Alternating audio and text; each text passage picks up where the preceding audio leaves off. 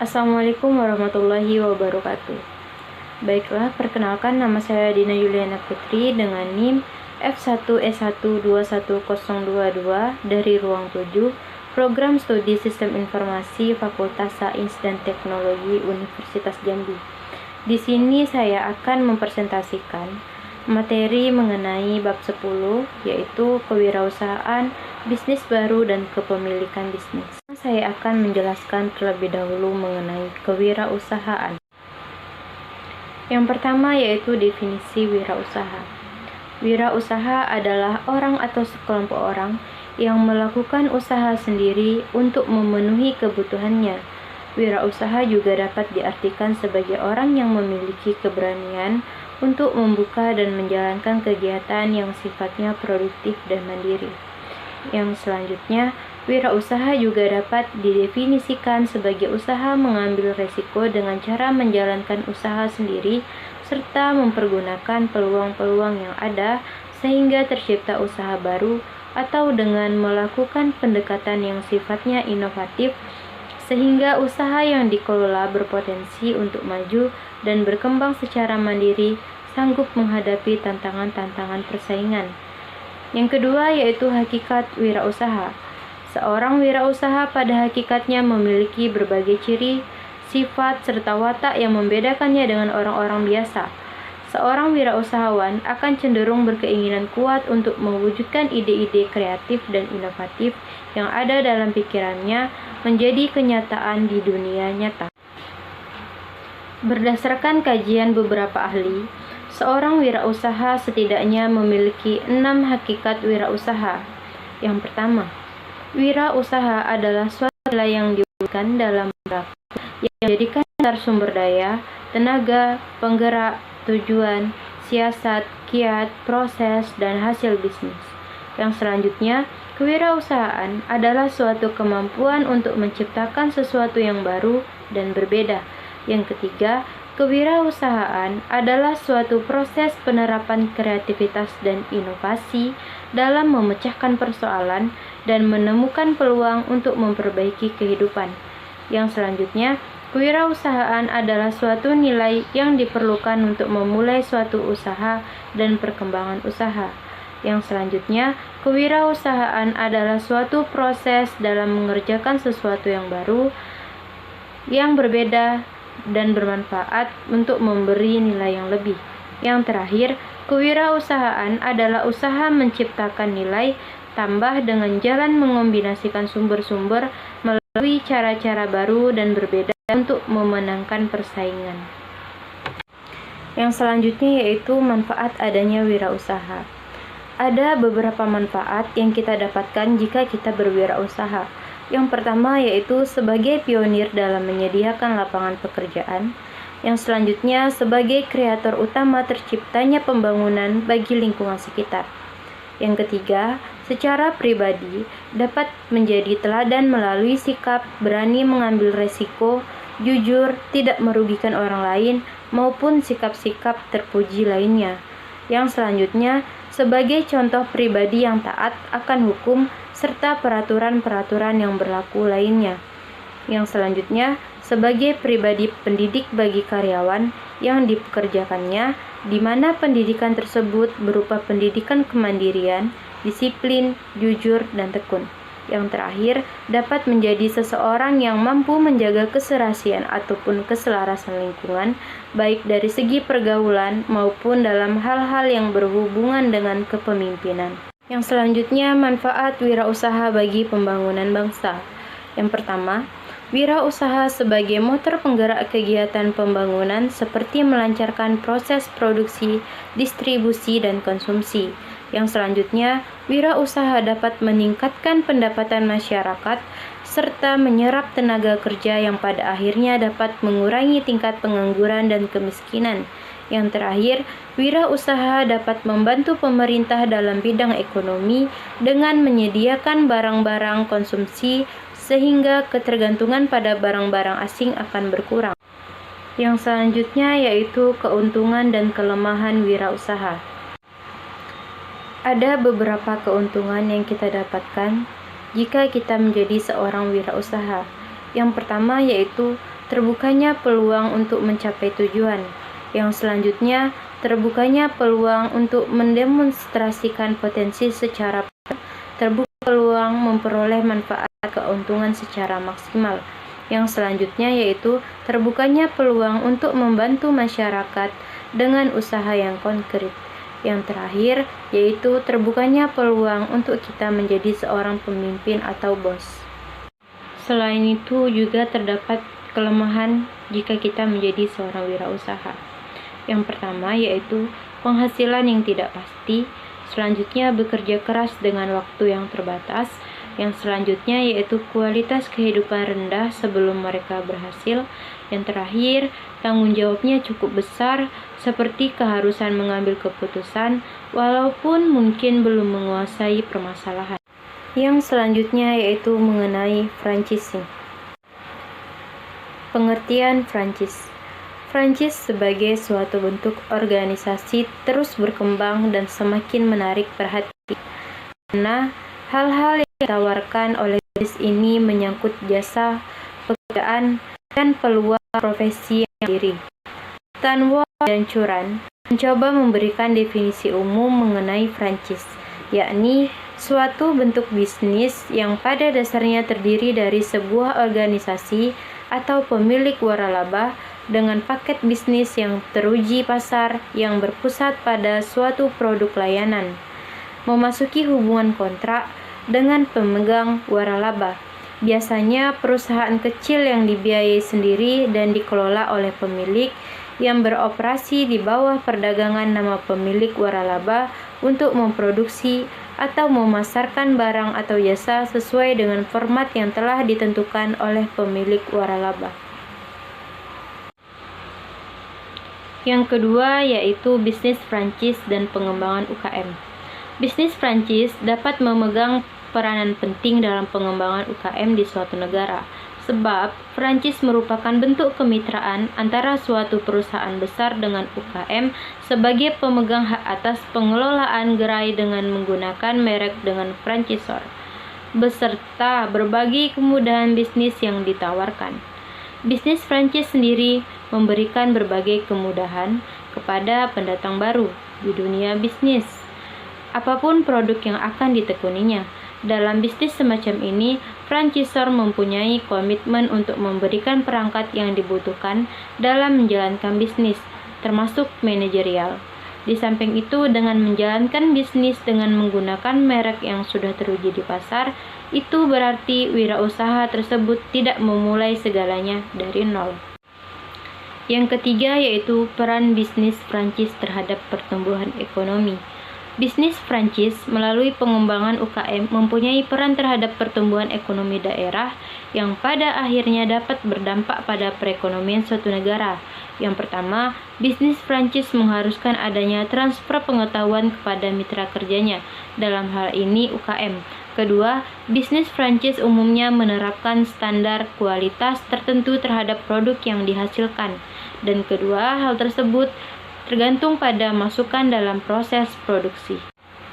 Yang selanjutnya yaitu mengenai perusahaan kecil. Menurut Undang-Undang Nomor 9 Tahun 1995 tentang usaha kecil, yang mana telah memberikan batasan yang jelas, usaha kecil adalah kegiatan ekonomi rakyat yang berskala kecil dengan ketentuan sebagai berikut. Yang pertama, memiliki kekayaan bersih paling banyak 200 juta rupiah, tidak termasuk tanah dan bangunan tempat usaha. Yang kedua yaitu memiliki hasil penjualan tahunan paling banyak 1 miliar rupiah. Kemudian yang selanjutnya yaitu milik warga negara Indonesia. Yang selanjutnya yaitu berdiri sendiri, bukan merupakan anak perusahaan atau cabang perusahaan yang dimiliki, dikuasai, atau berafiliasi baik langsung maupun tidak langsung dengan usaha menengah atau usaha besar.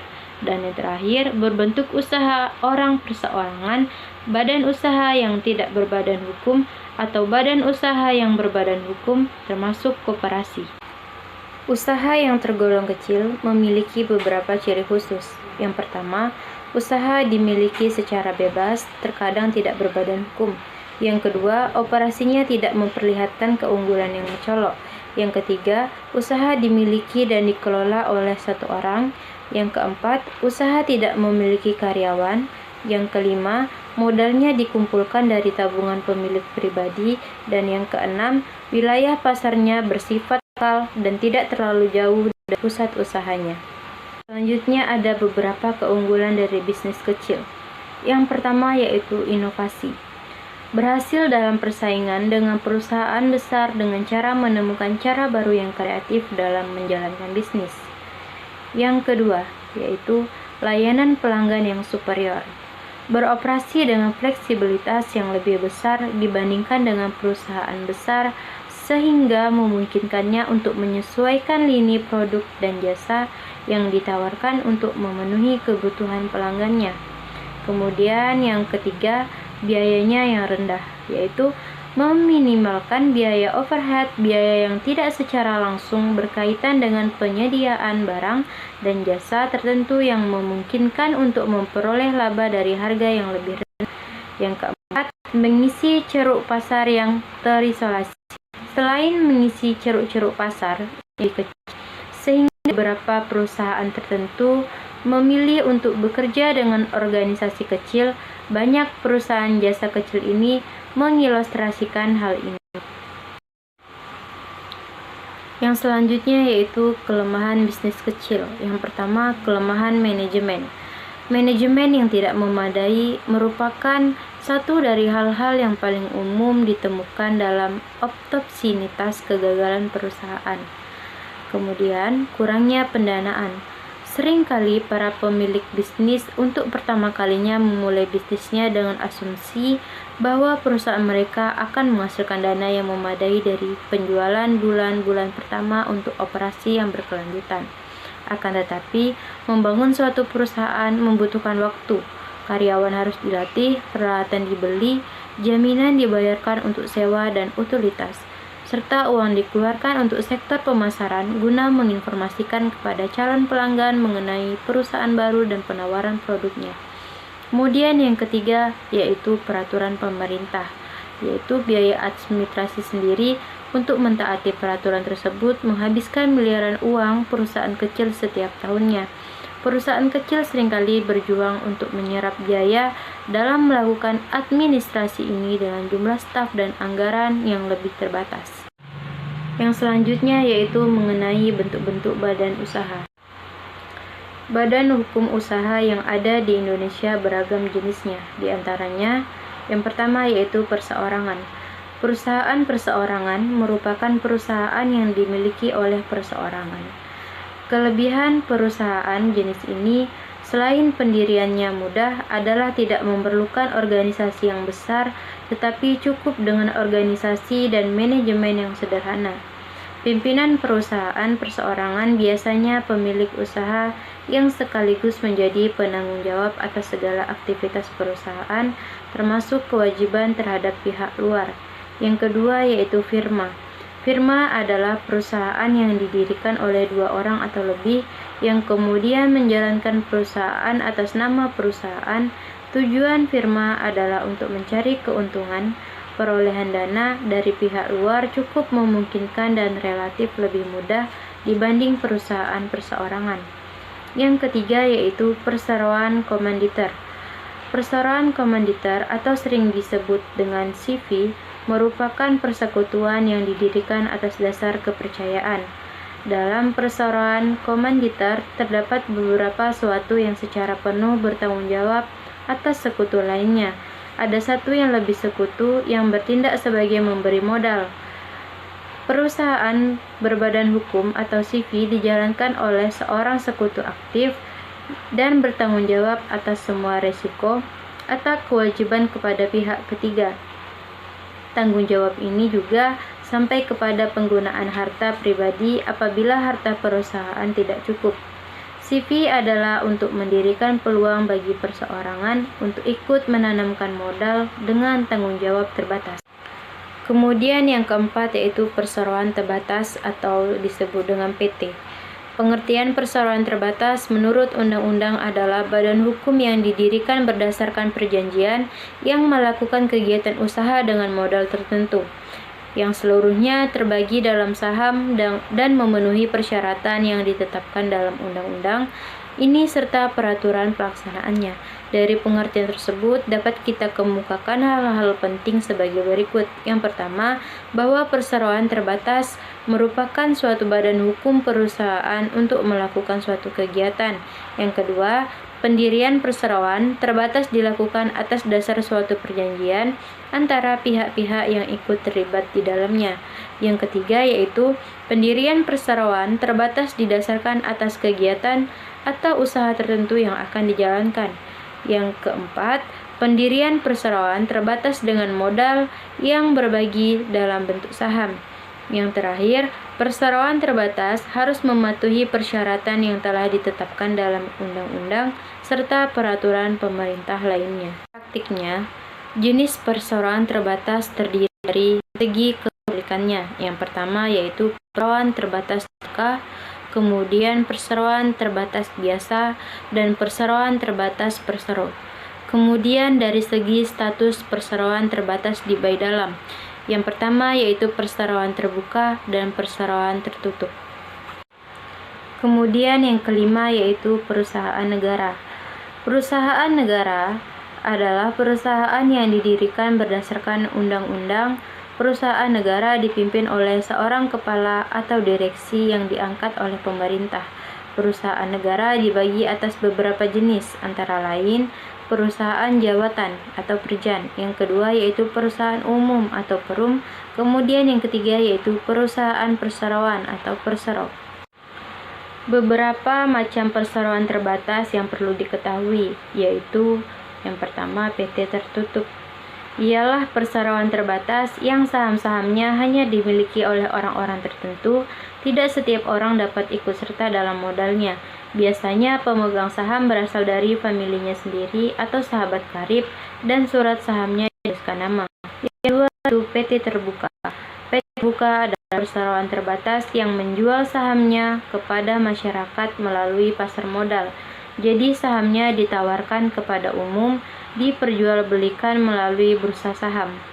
Contohnya PT Telekomunikasi Indonesia, TBK, PT Perusahaan Gas Negara, dan sebagainya. Kemudian yang ketiga yaitu PT kosong. Perseroan terbatas yang sudah tidak menjalankan usahanya lagi, tinggal namanya saja karena masih terdaftar. PT ini dapat dijual untuk diusahakan lagi. Biasanya PT kosong semacam ini menanggung utang yang sulit untuk dibayar tanpa menjual seluruh saham-sahamnya. Yang keempat yaitu PT asing. PT asing merupakan perseroan terbatas yang didirikan di luar negeri menurut hukum yang berlaku di sana dan mempunyai tempat kedudukan di luar negeri juga. Yang kelima yaitu PT domestik.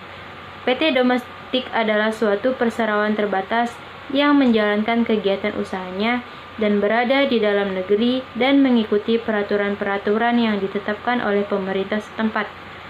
Dan yang keenam yaitu PT perseorangan. PT perseorangan yaitu dikeluarkannya saham-saham untuk pengumpulan modal, mempunyai maksud agar pemilik tidak berada di tangan satu orang. Keadaan seperti ini akan menciptakan bentuk perseroan terbatas, perseorangan, karena kekuasaan direktur tidak terpisahkan dengan rapat umum pemegang saham, maka nama PT mudah untuk disalahgunakan. Yang keenam yaitu perusahaan daerah. Perusahaan daerah merupakan perusahaan yang didirikan dengan suatu peraturan daerah, modal seluruhnya atau sebagian besar milik pemerintah daerah yang dipisahkan kecuali dengan ketentuan lain atau berdasarkan undang-undang. Yang ketujuh yaitu yayasan. Yayasan merupakan badan usaha yang tidak bertujuan untuk mencari keuntungan dan lebih menekankan usahanya pada tujuan sosial. Yang kedelapan yaitu koperasi. Menurut Undang-Undang Nomor 25 Tahun 1995, koperasi adalah badan usaha yang beranggotakan orang-orang atau badan hukum koperasi dengan melandaskan kegiatannya berdasarkan prinsip koperasi, sekaligus sebagai gerakan ekonomi rakyat yang berdasarkan asas kekeluargaan. Yang selanjutnya yaitu perbedaan wirausaha dan usaha kecil.